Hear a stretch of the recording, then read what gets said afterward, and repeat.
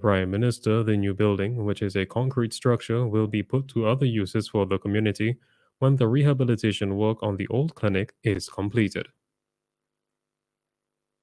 Employees of the Bank of St. Vincent and the Grenadines (BOSVG) are set to receive salary increases following months of negotiations between the financial institution and the Commercial, Technical and Allied Workers Union, the CTAWU. A new 3-year collective agreement was signed with the union, which will see employees of BOSVG receiving an 8% salary increase.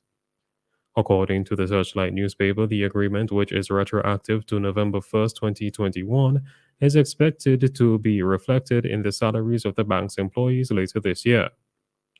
General Secretary of the CTAWU, Mr. Joseph Burns Bonady, said that workers of the bank who were acquired as a result of the purchase of CIBC First Caribbean's operations will also benefit from this new arrangement.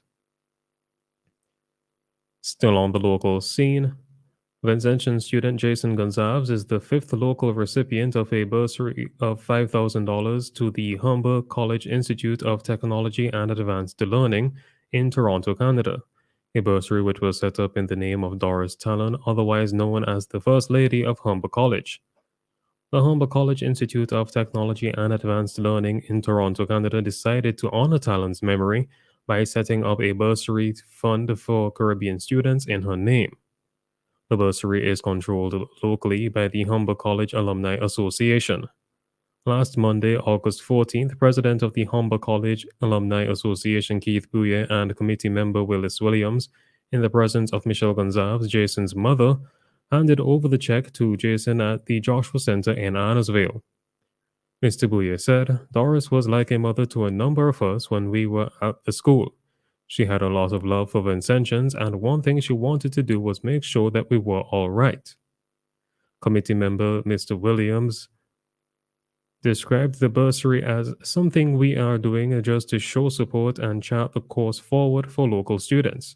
He added, we all benefited from Humber College and we want to pass on some of that special talent, love, and goodness to future generations. While the recipient Jason Gonzalez never met the First Lady of Humber College, Doris Talon, thanks to the bursary, he will always remember her name. On to news in the region.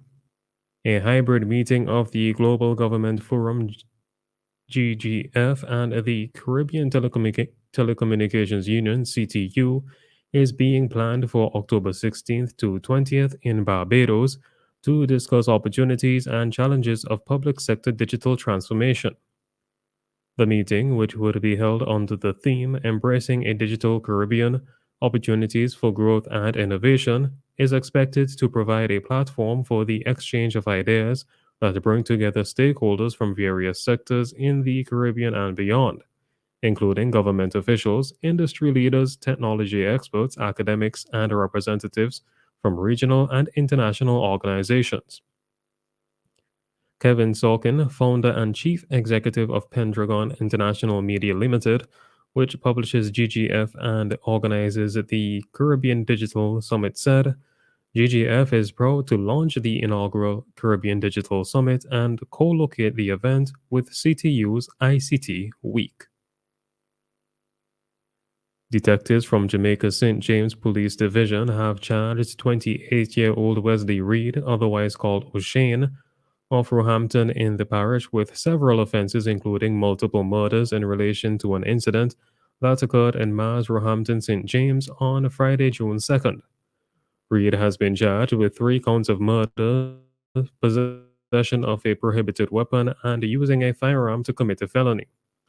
The deceased were identified as 38-year-old Conroy Lawrence, otherwise called Beanie, a warehouse attendant, 38-year-old Siobhan Gordon, otherwise called King Kong and Kong Terry, a Tyler, and a 56-year-old Carly Morris, otherwise known as Shorter, a taxi operator, all of Roehampton, St. James. Reports from the Montego Bay Police are that at about 9:20 p.m., residents heard explosions and alerted them.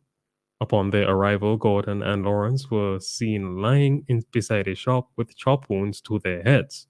and Morris was seen in close proximity with gunshot wounds to his body. All three men were taken to the hospital where they were pronounced dead. An investigation was launched and Reed was subsequently arrested.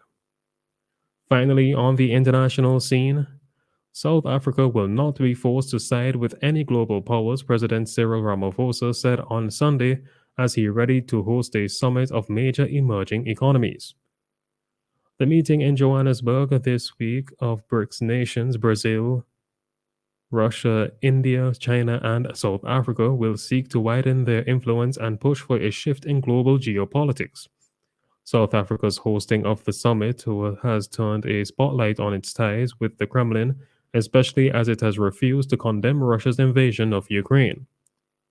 While some of our detractors prefer overt support for their political and ideological choices, we will not be drawn into a contest between global powers, Ramaphosa said in a televised State of the Nation address.